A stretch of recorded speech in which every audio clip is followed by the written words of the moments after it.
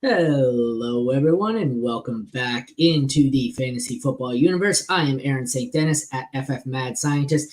That one, I always do it wrong. It's 50-50, and I never guess right. I'm terrible. It's like coin flips. 50-50 chance, and I always guess wrong. Jesse Moeller at jmoeller05. We are here today for our latest mock draft. This one is the first one with the official Scott Fishbowl 14 settings. We found them out Thursday, Friday. What's that? Oh, no. Yeah, we just found him out. Yeah, because you glitched for a second. I was like, no, we lost him. Yeah, no, so it was funny because I think Wednesday night they were published, and then apparently they weren't finalized, and then Thursday night they were published, and they were the same as they were the other night. So it's like, okay, what the hell are we doing here? So yeah, he had some type of scoring thing he had to figure out, of course. And Scott does a better job than anyone trying to make it fair for everybody. So I get it. I'm on board with that.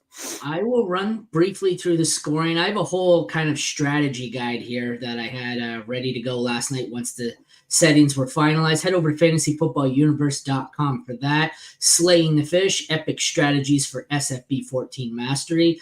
Let me scroll through it here and get the important stuff. So the rosters are very unique. They're wide open is basically like you can build it however you want. So the only definitive things are one quarterback, one running back, one wide receiver, one tight end, one super flex. And this is where it gets interesting. So they then have 5 flex spots and 1 kicker if you're on Sleeper, because Sleeper doesn't allow you to flex kickers. Mm-hmm. If you are on My Fantasy League, you have 6 flex spots and no kicker, but your kicker can be flexed. So it's interesting. Like I said, everyone's going to start 2 quarterbacks because it's super flex, but theoretically, you only have to have one running back, 1 wide receiver, 1 tight end. So you can build it any way you want. So if wide receiver goes early, you can stack running backs. You can just go however you want. So the scoring, here's the part that got interesting. Touchdowns are normal, 6 points, 2 point for a 2-point conversion. Passing yards are pretty nerfed here. It is 1 point per 50 yards instead of 25. So that means for every 100 yards thrown, you get 2 points for a quarterback. Rushing, receiving, 1 point for every 10 yards. That's standard. Half point per first down. 0.25 per rush attempt, which is why we've seen Travis Etienne get worked so far up the board. It is it heavily favors the workhorse backs. Receptions, quarterback and kicker, if they ever catch one, it's a half PPR. Same with running back. Wide receiver, it is full PPR. Tight end gets a full 1.5 PPR. So it ends up being triple points for tight end because they get a bonus extra point for a first down. So a tight end will get 0.5 per catch, 0.5 per first down. Kicker is also pretty heavy here. You get 3.3 for an extra point made, and then decimal scoring for all field goals. Special teams is the other one that gets interesting here. You got 10 points for a return touchdown, not 6. So almost double. And you have 1 point for every 5 return yards. So I think what was it Dennis was saying, was that 199-yard kick return touchdown, something like that. It was an insane number. So like I said, so it's pretty heavily weighted here. I noticed, like I said, I wrote up my top 200 list of who would have finished where in scoring last year, and we've seen Rashid Shaheed get pushed up. Mm-hmm. Was he 23? And I don't have it here. I'll have to look through, but there was a couple of other guys where I'm like, how did they finish so high? And you look at it, was on the backs of some return yards. And of course, now because I'm live, I can't find what I'm looking for. But anyway, so it's heavily favored to wait for. Was that? Oh, I was going to say, I put a list together of all, the fantasy relevant players who added return yards a decent amount. And they're Greg go for it. Pops off. Greg Dortch had 630, so he got an extra 126 points. Marvin Mims had 709 return yards and a touchdown, so he had 151 points. Rashid Shaheed, to your point, had 154 points. Antonio Gibson had 68 points, added. Tank Dell had 28 points. Tajay Spears had 54 points. The one guy I missed on here is Jaden Reed. I think he had a little over 100 yards, so he's right in that range, about 20 points. And then Deebo Samuel even had 30 points last year. So some of these guys have small bonuses, some of these guys have pretty big bonuses. You know who was a real difference? He finished 94th in this scoring, and on my other Superflex league without this, he was 852nd. That would be wide receiver for the Jets, Xavier Gibson. All of it was return yards, all of it. So he went into a top 100 position. But so, like I said, so it's pretty heavily favoring the tight ends. Kickers are great, especially if you're on MFL and you can flex kicker. There, I almost want to switch to MFL. As much as I dislike MFL, I'd love to switch to MFL. And when you get to the 7th and 8th round, when the wide receiver and running back prospects here are drying up, I would load up on kickers. But as far as sleeper goes, I think I'm still going to draft a kicker earlier than most. Obviously, return men, like I said. What do you guys think here? Quarterback, it kind of looks like it favors the rushing quarterbacks more, but I feel like quarterbacks were the ones hurt the most here, even though it's super flex. What are your thoughts? Yeah, I mean, it's like they're all kind of like really good. And that's the hard part is like there's a couple guys that are really good. So it's more of a tier of a few guys, and then it drops off a little bit, as opposed to it's like we'll talk about running back in a little bit. There's such a massive gap between Christian McCaffrey and everybody else. It's like the biggest gap I could imagine. Like him to the RB2 is the greatest gap of any 1 to 2 position of any position. It's not even close. Like Tyreek Hill, CeeDee Lamb, those guys are paired together. The tight ends, to your point, it's like Kelsey, Laporta, McBride, those guys. But quarterback's interesting. Like I'm probably more than likely going to push it in the first round to see how I can do quarterback and hit it in round 2. But it's very risky, right? Because it's super flex. We were talking about this before the show started, and I said before the draft positions lock and these queue up in a couple of weeks here, early July, I'm going to do 100 of these because I want to test how far back on average I can draft and still get CMC because, theoretically, this is super flex. I should be able to get CMC around the 105, 106. I put him 104 here because I'm not going to get him if you're at 105. We're both 105 in the SFB. So like I said, for me, I want to find out the latest I can consistently get CMC. Yeah. And in the past as well, Travis Kelce has been a first-round pick. I know last year there was some concern over him and aging out. I think he fell to the 2nd round in Scott Fishbowl. I'm pretty sure that's where I got him. But this year you're going to probably have Laporta in the 1st round here. You might have McBride. You may have a Kelce in the 1st round. And if not, you're going to have a lot of those guys go in the 2nd round because tight end scoring is just bonkers, as you mentioned. So that's a consideration as well. CMC, I think, could fall, like you said, to the 106 seems reasonable. He could fall a little bit more if 2 teams want a tight end. But what you mentioned there is something like I was doing that article last night. So I'm going to get who I want here. I get CMC. But so I was doing some research on that article last night for Scott Fishbowl. And there were a lot of scenarios as I'm running through this in my head where I finished the first 2 rounds with CMC and a tight end. It was just ridiculous. Like I had a couple where I went through and I had like I did some mocks last night, but I had CMC and like you said, Laporta, just because this is kind of going the standard way here. Okay, but so Jesse, you're in the tough spot there. I know you wanted CMC. There was no one besides, like you didn't consider Lamb. You just decided quarterback there. Yeah, because like I'm the wide receivers, the scoring's kind of nerfed for them a little bit. So I would much rather get the elite quarterback who I'm really in on Mahomes this year. So that's why I took him. If it was like Mahomes is gone and I'm looking at maybe like Lamar or like we're talking about Anthony Richardson, who will be really good in the scoring setting, I can go there. But it's kind of a tough spot if you're missing out on one particular player and you want CMC. Like you more than likely need to be earlier is my thought process because we got reversal on, right? Sorry. Yeah, yes. Yeah. So, I was just double checking. I thought I forgot. Okay, but so what I was basically saying there is if you're in top 6 pick here, for you it's either CMC or quarterback, basically. Yeah, just based on positional needs and all of that. Like and also the assurance of like getting one of those elite quarterbacks, I feel much better about the roster. So it's like the safety of just looking at your roster and doing that.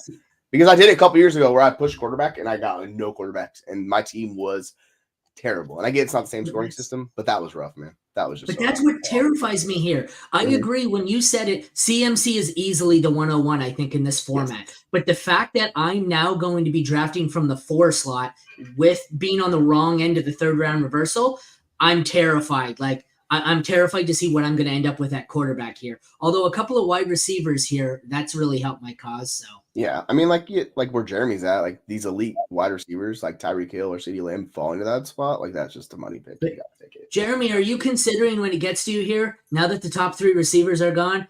Like I assume it's St. Brown, but are you considering any of the next running backs here? Or what are you thinking? With no, it's not even running back for me.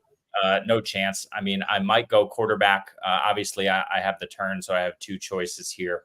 I don't know if Gin and Juice is watching us, but I'm heavily considering Laporta here. I just think if he's not the tight end 1 this year, he's going to be safe top 4-5 tight end, I think. So the volume will be there for him. He's a guy that I'm going to target, and I think he should go in the first round.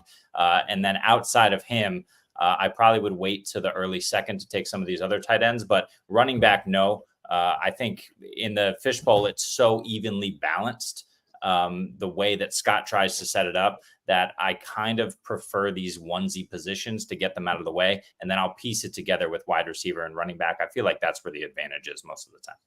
Gee, thanks. Way to ruin my tight end running back strategy. Take a report, asshole.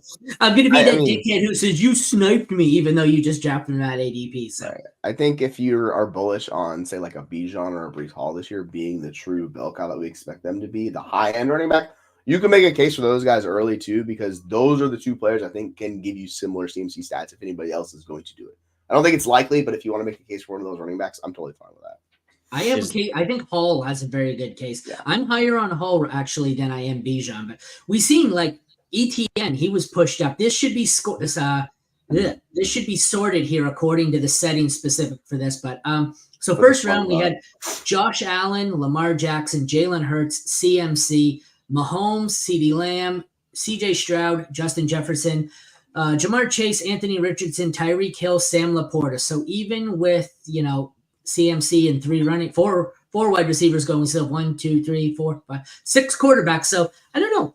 For a super flex league, I feel like my Scott Fishbowl league, I get the settings were different last year, but I feel like my SFB league, the first 9 players were quarterbacks last year. So 50%, you can tell he really balanced it a little better this year because it's like we have one of every position. I guess we might have had that last year with Kelsey, but yeah, I think so. It's interesting, like if you look from 2018 through 2023, Kent Rayward, who I was talking about off screen, he did the value over replacement like of those last 5 years, and a wide receiver has only been not even hit 20. Where we've had a tight end 1 year, I think it was Kelsey 2 years ago that did it. We've had a couple quarterbacks and a running back season. Like those guys hitting those true peak outcomes in this scoring format, like it highly erodes those positions. So I think that's why I'm a little bit lower on the wide receivers, just because they even the couple of years ago, the Cooper Cup season, like it's nowhere near the high peaks of these other peak positions. So that's I agree. When I looked, the first thing I thought was this really lowers the passing quarterbacks. It hurts the passing quarterbacks the most. It hurts quarterbacks in general, but it doesn't necessarily hurt receiver. It just helps everyone else, and receiver stays normal. So I definitely thought that this one helped tight end, kicker. Like the only receivers that it really helps are the guys who have elite return potential, which isn't any of these guys who have gone off the board. None of these are return guys. So you're up here. What are you thinking? This is a weird spot. Like I'm not a fan of like these players available. Like I'm really tempted to take Kyler and just go quarterback, but like I don't know if I'll do that because there's other guys who I like a little bit later. So I'm probably just gonna take McBride here and see how it goes based on tight end position, see how my like build shakes out. Like I think a good pick is actually Gibbs, but I kind of want to go with McBride and see what happens. So I know one of these is an auto pick, but what are your thoughts on 2 teams starting wide receiver? Like they both got 2 elite wide receivers, but in this format, I'm not sure I want to start receiver. I mean, you still got to start 3 wide receivers, so that's the whole issue too. You're fighting uphill again. If you push wide receiver enough, like they're gonna go early. Like we'll probably see at least 8 in the first 2 rounds, if not more than that. So. Like, if you're going to miss out on those truly elite wide receiver and you keep pushing it, like, I've done that before, too, and it's backfired on me. So you just have to be very careful with how much you push. I'm not going to lie. After not taking a quarterback, I'm secretly thrilled that Dak got back to me. There were at least, in this draft alone, there's probably 3 or 4 quarterbacks on the board that I'm happy with as my number 1 QB. So I punted it, and I got, what did I end up taking? The 8th QB off the board. So that tells you how much the settings kind of devalued quarterback because I punted and at the almost end of the second round, still got 1, 2, 3, 4, 5, 6, 7. I was the 8th person to take a quarterback. Last year, the first 8 guys took a quarterback. So let me see when Brad makes his pick here. What do we got? So we got Joe Burrow, Breece Hall, Travis Kelsey, AJ Brown, Bijan. So 4 running backs. Then we got ARSB, Puka Nakua, another tight end here. You guys both go tight end quarterback. Trey McBride. So then I went Dak. We have Kyler and Jahmyr Gibbs. Brad is on the clock. We'll see who he takes. Yeah, like I have. Go ahead, Jeremy. No, I was just going to say, I mean, we were talking earlier about the elite wide receivers. I don't necessarily mind getting an elite wide receiver here as a build, but I don't want to be stacking receiver on receiver in the early rounds like Jesse was talking about. Yeah. The last couple of years, because it's so balanced, I mean, once you get past these elite target earners and reception hogs, you really have kind of a scenario where you're pigeonholing yourself if you only go after one position. I think you need to spread it out and balance it.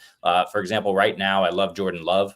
I think he's probably the number one pick for me, but I really want to kind of diversify.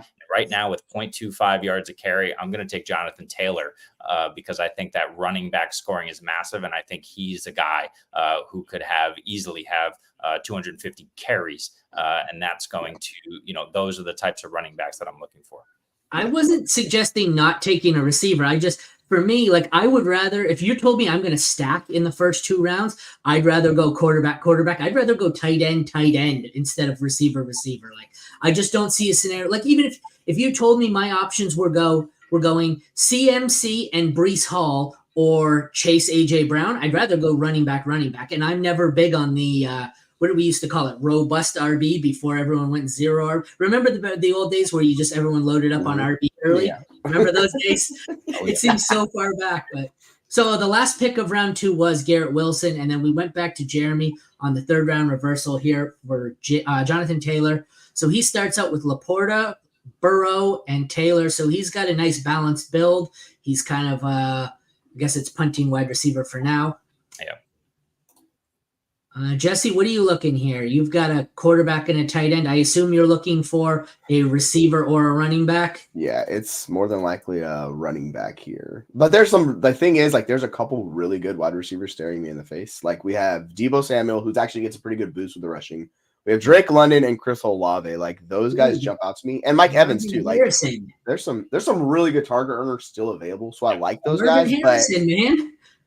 Yeah, Harrison, like I'm surprised he's so low too. So like it's weird. Like I guess we'll see. I don't know. But this has to do with the ADP and kind of how it's all shaking out. Like this is going to change a little bit with the Scottsville official settings. So we'll see. I don't know. It's a lot of good options here. So that's kind of thing with wide receiver. Like, and the scoring is only 1 running back, 1 wide receiver. So it's completely different than last year where you have all these flex spots where you don't have the positional need anymore. So you can just hammer whoever kind of falls. Yeah, that's what about. Like that's what you're talking about with the running backs. Like I'm personally just going to take Drake London here and just see how that goes just for fun. But the one thing you have to worry about is the quarterbacks. And if I go and there's a couple quarterbacks that go and I'm looking at like Goff, I'm not going to feel great about Goff, even though he's set up really well. Like these scoring settings don't work out well. At least it's 6-point passing touchdown. So that's the good thing. But I'm going to take London here and see how it goes. It's the ultimate like value-based league here because like you said, there's only one of each of the positions forced. You can literally just stack whatever you want. If like I said, I've missed out on whatever. If I miss out on wide receiver here, I can draft 1 wide receiver and just kind of punt it. Trying to decide what I want here. I have a quarterback in Dak Prescott and CMC. I don't know. I'm surprised the tight ends still continue to fall. Like there's a lot of good tight ends. Yeah. I was just about to mention tight end. Like that's what I was considering. I think I'm debating. For me, I know I need a receiver. For me, I'm debating between Harrison, Mark Andrews, and it's Harrison and Mark Andrews for me. I mean, there's 2 really good guys right below him too. Let's see. I was gonna say. Well, there's 3, Jesse. There's 3 really good tight ends, right? Oh yeah, I didn't see the 3rd one. He's the lowest. Oh my god, what are we doing here? Well, no, but see, for me, it's Andrews. That's who I want. I'm gonna go Marvin Harrison now. No argument there. Yeah, I mean, tight ends will not fall this far. I think. Look, every draft is different in the Scott Fish Bowl. That's kind of the beauty of it, is everybody's trying to build their teams a bit differently. But tight ends this fall, given the scoring settings, are a complete value. Like you mentioned, Aaron, it's almost like 3x for a tight end. So if you can get Dalton Kincaid in the late 3rd as kind of like the guy with the potential to be the number 1 target on his team, Dalton Kincaid could have 120 targets next year, 130 targets next year. And I don't think we'd really bat an eye about that. And they're not super high quality, but still high quality targets coming from Josh Allen. I mean, he's developed into quite the quarterback. So, it's not Patrick Mahomes targets, but, we don't need that. If we have 120 targets coming from Josh Allen as the number one, in this scoring format, Kincaid's going to be a monster, and that's far too low.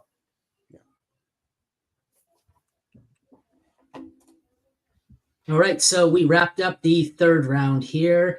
It is, so it started with Jonathan Taylor, Devontae Adams, Saquon Barkley, Tua Tagovailoa, Jordan Love, Kyron Williams, Caleb Williams, Drake London, Marvin Harrison Jr., Dalton Kincaid, Travis Etienne, and Brock Purdy. So we have 2 teams right now with 2 QBs. That's not the usual here in these Superflex drafts. I don't think that's how it's going to go.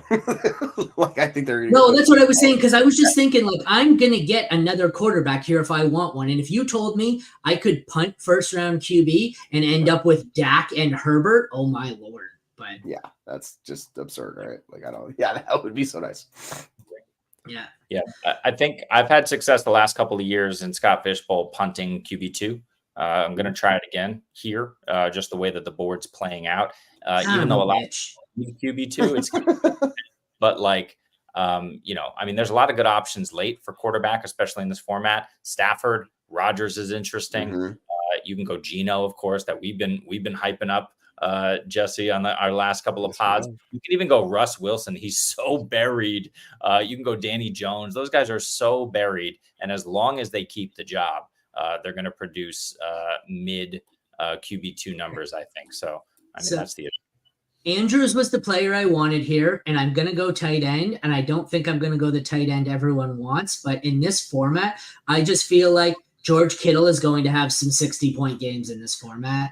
And I guess I'm stacking I'm stacking 49ers here. So, yeah.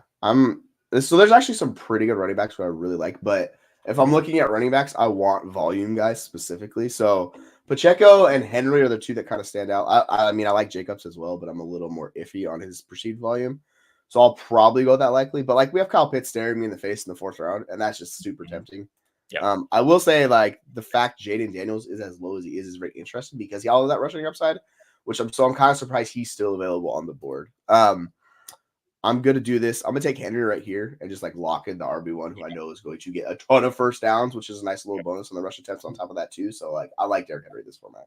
I should mention we're only going 11 rounds. Scott Fishbowl is 22 rounds, but the first 11 are basically your starters. So the last 11 would be, bench players. So I'm hoping that I'm going to aim to draft a legal starting lineup. I'm sure not everyone will. So but we'll see how it goes. Wow.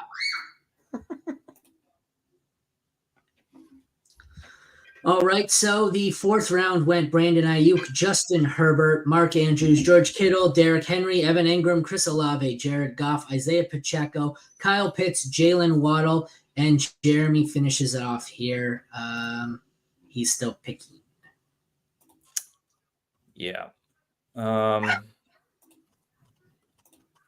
We had Ingram go off, Pitts go off. Those are the last couple of guys that I wanted there. So I'm not going to go tight end here. I'm looking at QB2. It's enticing, but I'm probably going to take this is a really interesting part of the draft. Yes. There's nobody that's sticking out to me. I think what I'm going to do is I'm going to bank on some volume here. And I'm actually going to double up on running back. I'm going to go Kenneth Walker, banking on volume there and the goal line roll and hoping for it. And then I'm going to go for elite upside and go with Achane. I think regardless of the scoring format and the number of points that you get for first downs, et cetera, I think he's kind of that Tyreek Hill mold where, Hill, he's a bit different, but your yards is what you're looking for more, mostly from a Tyreek Hill type of player. So an Achane type of player, I'm looking for yards and then elite level touchdowns. And in the 5th round, if he can do it and he can get, 220 touches this year, 230 touches this year with his efficiency, it's possible. Sorry. Shot on upside. See, the drafts like this are going to piss me off because I'm going to do a bunch of them and get to SFB expecting to be able to punt quarterback and get a decent one in the 5th and 6th round. Yeah. And then I'm going to end up with Aiden O'Connell and Daniel Jones in the 5th and 6th. It's my QB because like, this is pretty like what are we at 1 2 3 4 5 6 7 8 9 10 11 12 13 14 15 16 quarterbacks through 4.5 rounds. That's insane. I've seen last year, I think I get it different settings last year, but last year my draft had 16 quarterbacks go in the first 20 picks. So I think it's relative though too, right? I think there's a lot of people who are willing to kind of try to punt quarterbacks in mock drafts. I've done enough mock drafts over the last 2 years in SFB to see this happen. And you're 100% right that once it comes to draft day, 2 quarterbacks in the first 3 picks is almost guaranteed for 90%. Here's the run, though. It's starting to pick up because people are starting to look and go, I don't know how much further I can punt QB2. So you're starting to see the next tier, like the outside, the QB2s are starting to get snapped up a bit. Well, yeah, we got like people taking 3 quarterbacks this early, which I get it, but like my whole issue with that is like you are severely costing your team. Like you're banking on an injury, which just seems like a foolish plan to me. Like I do not want to do that because that tells me one of my guys is either going to suck or they're like I'm just basically like you're not going to advance in this tournament doing this right. There's plenty of format or there's plenty of scenarios where I don't mind stacking 3 QBs. I'm not sure I want those 3 if I'm going to stack them. Like I get it where the value falls. Like if you were saying Kyler at one point, like if I get here and I got Dak and then I can get Kyler and then I can stack Herbert, I may have gone 3 QBs there, but I don't really know if I want Love, Goff, Lawrence. That seems like you've stacked 3 high-end QB2s. Yeah, which I guess if you're banking on an injury, but all right, I'm gonna take Debo. Did you guys put these questions up? I've been on the draft board. I haven't seen. I have not. No, it's not best ball. It's set weekly lines. Satellites are the best ball, but for the main one, it's set weekly. There's no trading, I should mention. Oh, you guys did answer it, though. Yeah, all good. Yeah, no trading. That's the big one, right? Is that you have to take your picks where you pick. You have to pick within the time limit. And there's no trading after the fact. So you're not picking up a guy because you think he's a value where he is. He needs to be a value and a good piece to your team as well. So make sure you're filling out your roster as best you can. I wouldn't say as early as you can, but I wouldn't push it too much. Like you said, it's a little bit different with the fact that we have so many flex spots.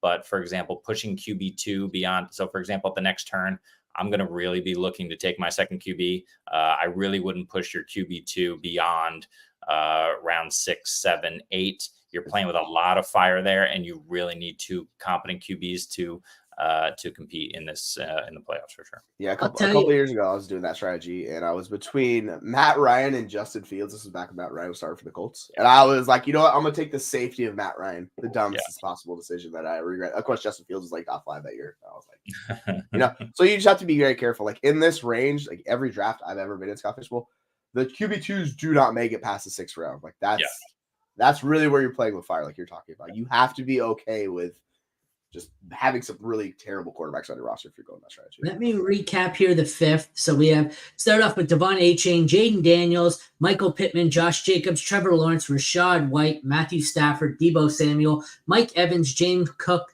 DJ Moore, and Brock Bowers. And I'll tell you, when I was on the clock at 4:04, I clicked through each position. I'm like, oh, a couple there, couple there. When I went back on the clock at 5:09, I was like, ugh, no, don't like those. Don't like those. It got fucking ugly in a quick, like it hit the end of the 4. I think the last players right around the middle of the 5th round. Like once we hit Rashad White, I think that was the last player where I was like, ooh, I'll take him.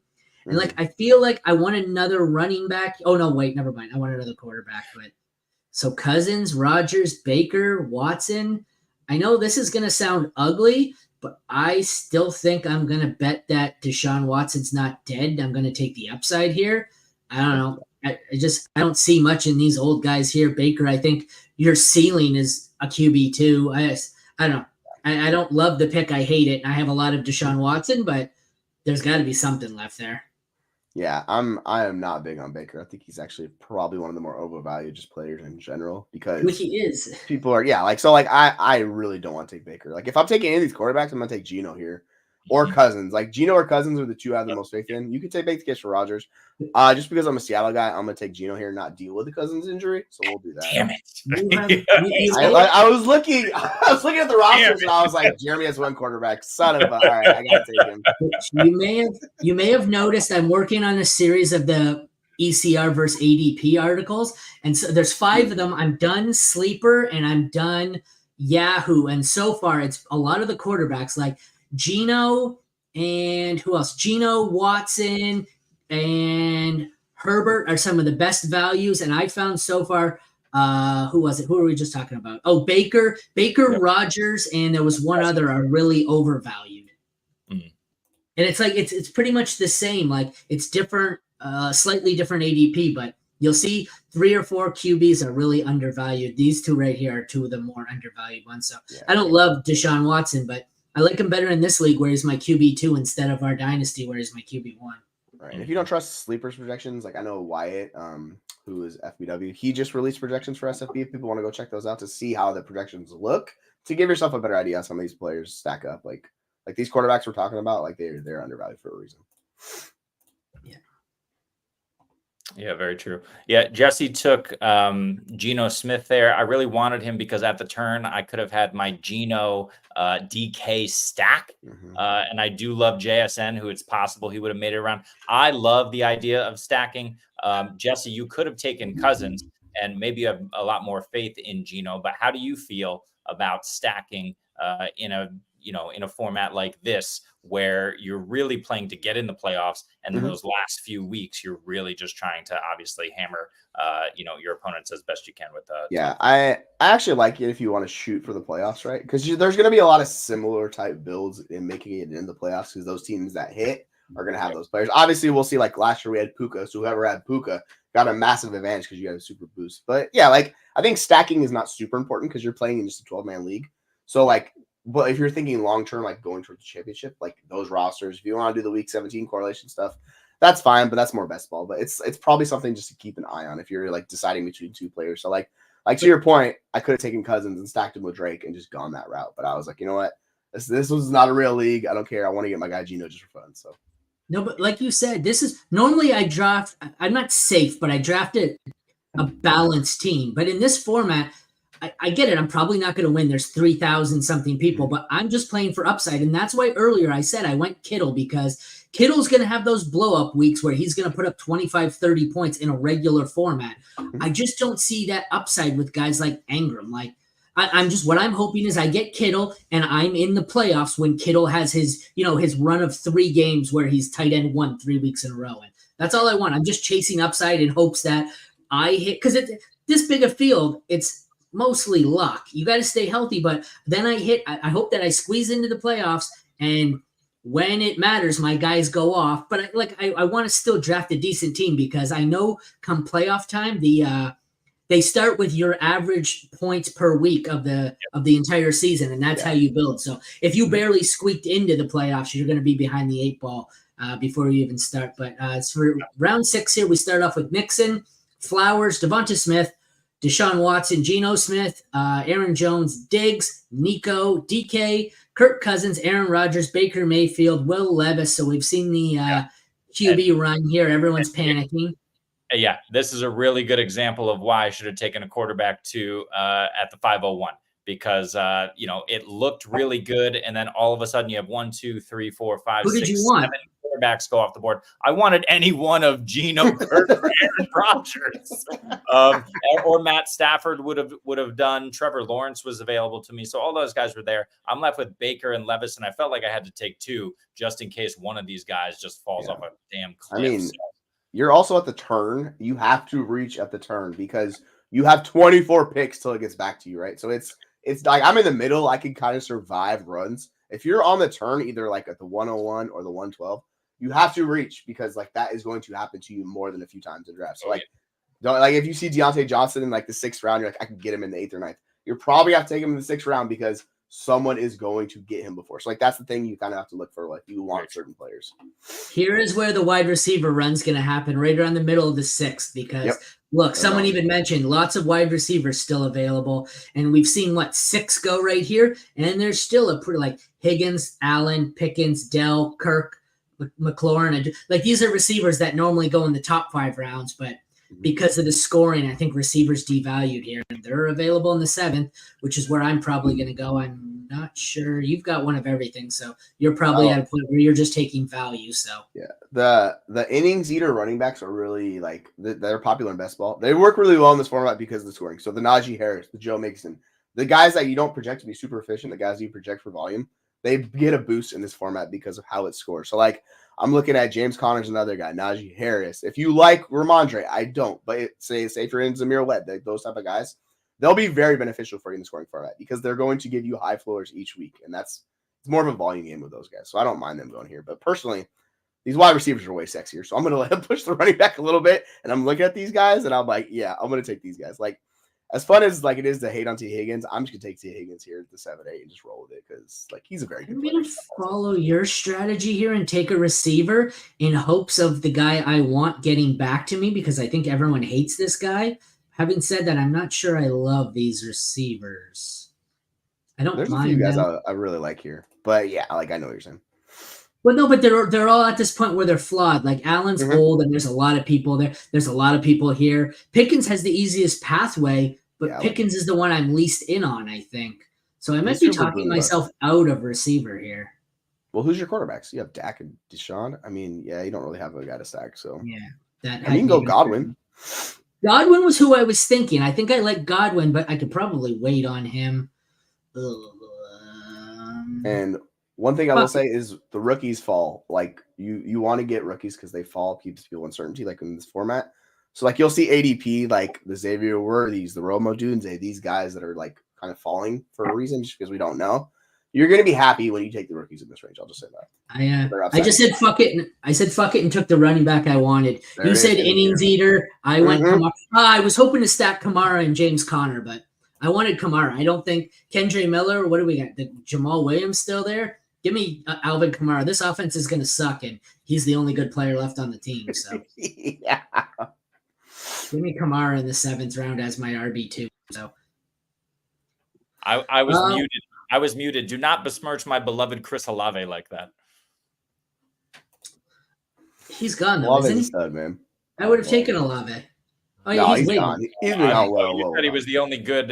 He's the only good player on the team. I have an Olave jersey. It's a love-hate relationship. Okay, but he's the only good player because he can't throw the ball to himself. But how's Olave going to be good? Hey, can't throw himself the ball. That's for sure. You can stack a Carr and Kamara because they're just gonna check it out every time. So there you go. Why the fuck would I? What did I ever do to you? Jesus. So we got.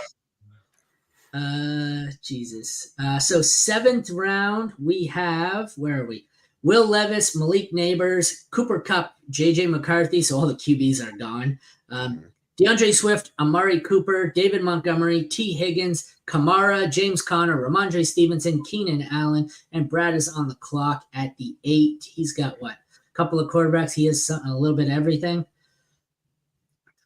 What are you guys looking at here? I would just Najee available at this point. It's Najee. Yeah. I like Najee actually in this spot. There's a couple other running backs I like. Not anymore. You don't. There's going to be a serious, in this range of the draft. There's going to be a serious runner wide receiver because you're looking across the board. The guys that are available. Wide receivers are jumping out at me compared to the other positions. Like the running backs, it's like Stop. That is fucking definitely not who I want. God damn it. Fuck that. Oh, that's too funny. I was like, yay, I got Chris Godwin after all. That is not who I want. Fucking Calvin Ridley. In what world do I select Calvin Ridley? Get him. In what world do I select Calvin fucking Ridley? That's a world of sweet karma, baby. In a mock, I would have normally just said fuck it and let it go, and then I realized who I accidentally picked, and I'm like, nope. So it played out here. So I grabbed Kamara, who I wanted. I was gonna go Godwin then Kamara, but I grabbed Kamara and Godwin got back to me. I probably would have taken Connor or Najee had they fallen to me, but Jonathan Brooks I think is a good value because he's a rookie. No one's assuming he's going to be the bell cow, but I think he's the bell cow there. Yeah, like I very much. If I can get Brooks in the 8th, I'm going to absolutely smash that in the Scott Fishbowl because I'm going to be thrilled with that. Yeah, Yeah, that's good value. And I think where do we think Brooks goes in kind of a regular redraft league by end of August? How far do we think he climbs? He gets steamed up. If he's healthy and he's like practicing and they're like and they coming out saying like, yeah, it's gonna be Brooks being the RB1, like he's gonna bump up quite a bit, I think. So this is the nice thing with Scott Fishbowl. Like we're drafting so early. If you're projecting guys to take an increase, like you could take them and be like, yeah, like I just feel good about it. Yeah. Agree with that. Ferguson's interesting pick. I actually like Ferguson this year, especially in this format. Yeah. He's kind of a monster. There's nobody else there, right? It's maybe Brandon Cooks, Jalen Tolbert. Right. What are we doing? No, Ferguson's the second target on that team for sure. Yeah. Sorry, I was playing with the graphic here because I'm trying to get more of the board in. So we see the QBs cooled off, and now looks like everyone who hasn't gotten it. Oh, someone stacked tight end here, but everyone who hasn't gotten a tight end is starting to grab them. I expected the tight end run to start earlier. I guess we got a mini one here, but with tight end basically being triple scoring, I would have thought we have 1, 2, 3, 4, 5, 6, 7, 8, 9, 10, 11, 12 tight ends through 8 rounds. I would have thought there's a lot more than that gone. Yep. Yeah, it's pretty rough at tight end right now. I'm looking at them. I'm like, none of these guys. Maybe Freiermuth, and if you're big on Sanat, which like we are long term, I don't know about this year, but like not many of these guys, and Hawkinson if he comes back, none of these guys are really volume guys, and that's the whole benefit for this guy scoring. So Hawkinson will be after mid-season. Yeah. But whenever if you want to like play the game with Hawkinson and wait, like you could do that. It's just you have to survive the beginning part of the year in this format because you can't be like 1-6 to start your year. Like you're just cooking at that point. So yeah. 8th round was Najee Harris. Sorry, let me finish, and then I didn't mean to interrupt. David Njoku, Christian Kirk, Chris Godwin, Jonathan Brooks, Zamir White, George Pickens, Jake Ferguson, Dallas Goedert, Tony Pollard, and Raheem Mostert with Jeremy on the clock to finish it out. Go ahead, sorry. I have a couple of ideas about receiver, but I'm going to play the game because we've been a little risky already in the build. So you were just mentioning it. This was my thought process is TJ Hawkinson and Scott Fishbowl. I want to be able to get guys who I know are going to pop in the second half of the season as long as they are doing the right thing with him and he's healthy. He's going to be an absolute monster in this format, and rolling out him and Laporta weekly. I'm not really going to be worried about the tight end position. Obviously, I have concerns elsewhere. But I'm not really addressing that. And I think what I'm doing here at the turn, there's some wide receivers that I'm still interested in, but I'm going to punt that one more round. And I'm going to take a guy who I very much believe has a ton of volume in store for him. And that's Zach Moss. And I will stack him with Joe Burrow in case he gets some of that receiving work. You know, there's wide receivers in this game though, right? 2 tight ends, 3 quarterbacks, 4 running backs. Like, not I was like, what are you talking about? Yeah, Jeremy doesn't have a single wide receiver 9 rounds in. So listen, we've talked about this. I'm huge 0 RB, right? But the thing is like it's so balanced in this format, and you're no matter how you build, you're gonna take your deficiencies somewhere. So you might as well some good receivers. You might as well feel comfortable elsewhere. And that's the thing. There are still some good receivers, and I'm banking on a couple of them coming back around. So we're going to see. Now, look, the run's going to start. It's coming. You did this with QB, and now you're going to do it with wide receiver and miss on another run. You're going to get stuck with Calvin Ridley. This is why we mock. I love what we're doing here. You're going to have Ridley as your wide receiver 1. Yeah. You're going to give me Brooks and Odunze back-to-back? I might just blow a gasket right now. Oh, baby. Jesse needs to kind of mute himself and take himself off screen for a few minutes here. I'll be back in 5.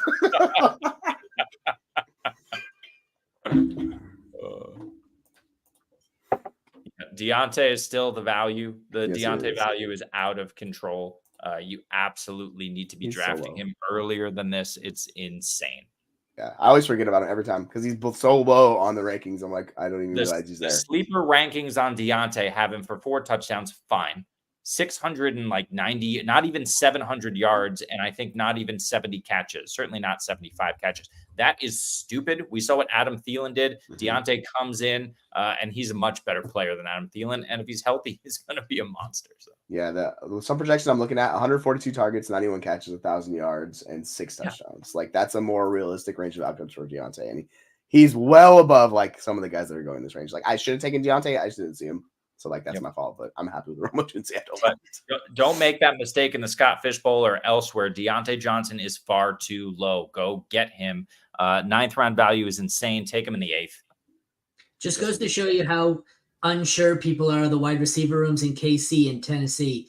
All the top receivers left are Chief, Titan. Chief just went there. So 9th round, we had Zach Moss, Javonte Williams, Tyjae Spears, Addison, Reed, Dell, Edwards, Adunze, Deontay, McConkey, Dalton Schultz, Xavier Worthy, and we start the 10th with McLaurin and Bryce Young here. Who's on the clock? We've got Hawaii 3G. What's he got looking? He's got started quarterback, then went tight end. His team doesn't look bad considering he punted the 2 like running back and wide receiver for 5 rounds. Love it. Bully QB, bully tight end. That's an interesting build. I am going to be the crazy person here, and I am going to take Brandon Aubrey.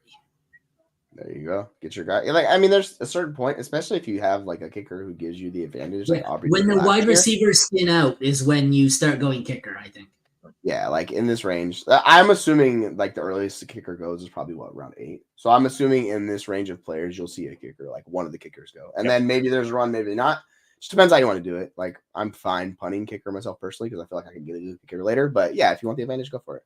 I'm actually going to take another wide receiver, the guy who I expect to be the Chiefs wide receiver one, Hollywood Brown. I'm going to take him. Okay.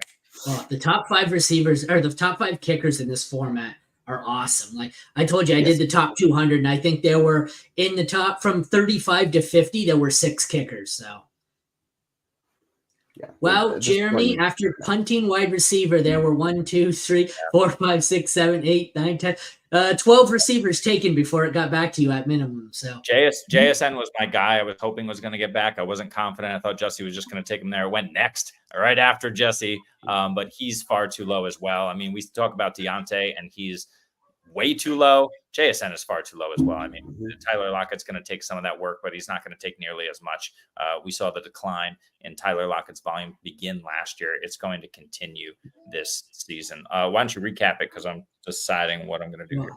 The moral of Jeremy's story here is if you pick on any of the turns, prepare yourself because, you can really – he got stuck on the wrong end of 2 runs. He was going to take a QB here and got stuck with Baker and Levis. Well, now he's just apparently not drafting a receiver. But 10th round, we had McLaurin, Bryce Young, Chase Brown, Brandon Aubrey as the first kicker, Hollywood Brown, JSN, Cole Kmet. That's an auto pick. I don't know why anyone's taking Kmet. Rashi Rice, Freiermuth, DeAndre Hopkins, Luke Musgrave, Brian Robinson, and Jeremy will get set to kick off the final round here. At this point, you might be better off to take a kicker over a receiver. Are these the legit there's only 1 wide receiver and 1 running back?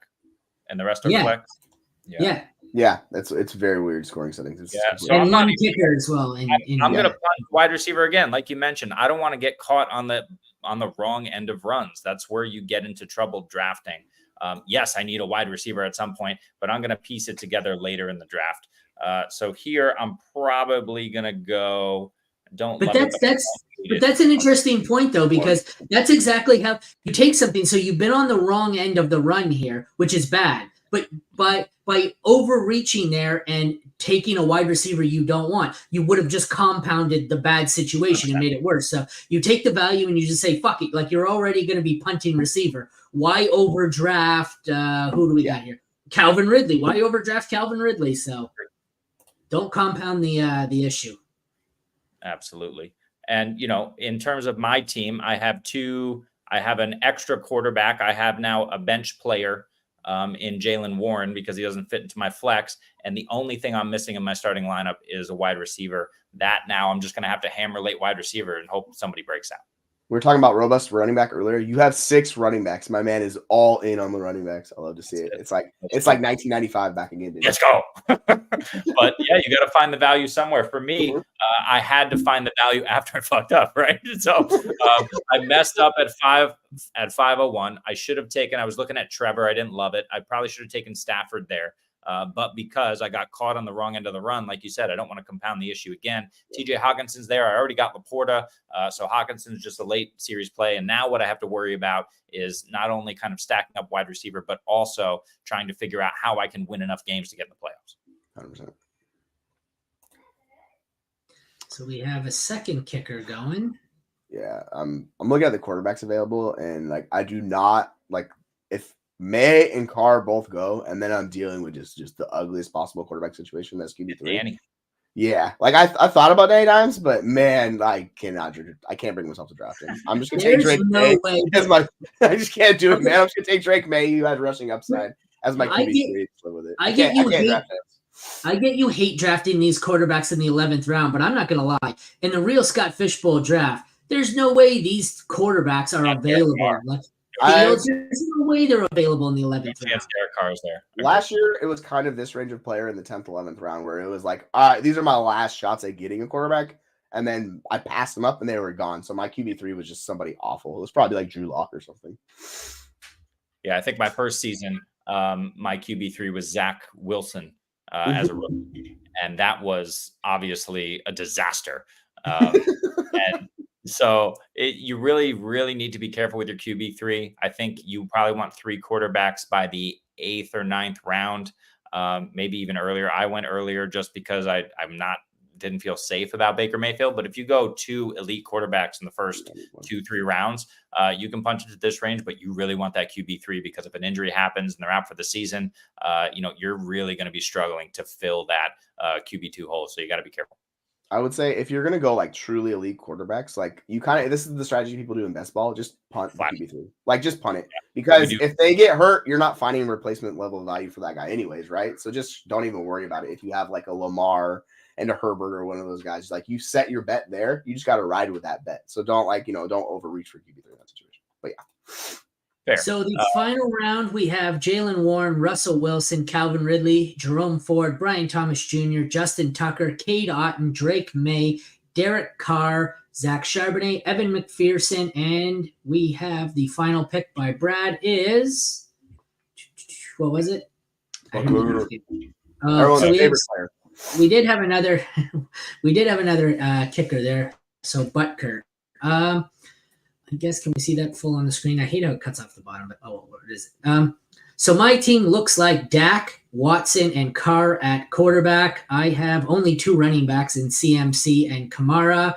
I have Marvin Harrison Jr., Mike Evans, Godwin, and Deontay at receiver, 1 tight end in Kittle. So I'm light at both running back and tight end. Obviously, this one only 11 rounds. Mm-hmm. I don't mind my quarterback room considering I didn't really target quarterback. I don't love my team. I don't hate the team. I don't feel like it's the winning team. Like I feel like it's an overall, it's probably a playoff team, but it's not great. Jesse has Mahomes, Geno, and May at quarterback. Running backs, he also only has 2. He has Derrick Henry and Jonathan Brooks, so he's went really risky there. He's got the old guy and the rookie. Tight end, he has McBride. Wide receiver, he has London, Debo, T. Higgins, Adunze, and Hollywood. So I feel like that's a pretty solid wide receiver room. Jeremy has 3 quarterbacks. He has Burrow, Baker, and Levis. That's a little scary. He has Laporta at tight end. His running back room is JT, Walker, Achane, Moss, Brian Robinson, and Jalen Warren, which is stacked. And is great because he didn't draft a wide receiver, so he can just take a couple of those extra running backs and trade them for a wide receiver. Well, but one thing we actually mentioned at the top of the show, right, is return yards. Rashid Shaheed is still on the board. He was the number 26 or 27 player overall, and here we are in the hundreds, right? You got to start looking at Rashid Shaheed in this format a lot earlier. I also think that the Saints have to be better than they were last year. There's room for Shaheed to have a mini breakout as a wide receiver. And then with the, return yards stacked on top, he really could be top 20 player if he was 27 last season. Oh, for sure. Like he could get a boost in the offense this year. I think he's a very good pick. Like he's the one that stands out. I mean, there's other guys like Greg Dortch who are going to return or these others. So like look at rosters, see who's going to be the kick returner, punt returner. If someone's doing both jobs, like it should be a guy who should be targeting. Like, yeah. Round 10, I think, is where I'm starting to look at kickers the sneaky players with the kick return upside, like you said, like Shaheed, and then the kind of upside rookies. Like there's still we got Troy Franklin. We've got a couple of running backs here. Kamani Vidal haven't gone. So I think by about round 10, I'm looking for some of the guys who are undervalued based on how they'll perform in this scoring. Anything really stand out besides the fact that quarterback is not going to, like, we still have decent quarterbacks going into not decent, I guess it's relevant, Carr, Wilson, and May, but there's no way those guys are going to be available at the end of the 11th round in SFB14. Yeah. No, don't even worry about it. Mine was streaming in the other room. I understand. I completely understand. Any final thoughts here? No, I mean, starting quarterbacks are relevant, right? So we have relevant quarterbacks. We still have Bo Nix and Danny Jones, who are starting quarterbacks right now, who are not off the board. I don't expect them to be have massive upside, but they're guys that you can plug in, and if you're good everywhere else and you can get them this late with your build, right? I mean, I think those guys are awesome quarterback threes. If you've only got two, let's look at team 3 here. Hawaii has Hurts and Murray. Go ahead in the next round on the turn and get either Nix or Danny Jones. Just lock it down and feel super comfortable, because otherwise you got your 2 tight ends, you got your 4 running backs and 3 wide receivers. I mean, you're good to go in terms of balance. You want balance here as much as possible at the end of the day. So I like the way Aaron mentioned it before. I like the way Hawaii built this team, and he's in a good position here going forward as well, the way it fell. Yeah, I will say you could also, if you can't find a QB3, you can do like with the running backs like you have, you can play one in the super flex spot with the scoring format. So if somebody's going to get volume, and if also like Tyrone Tracy was the kick returner for the Giants, and if you expect him to get volume as a rusher, like that's a guy you could get super late who you could plug in a week, right? And he'll give you 10 plus points and be viable for you. So like there's other ways to do QB3 if you can't find one. Yeah.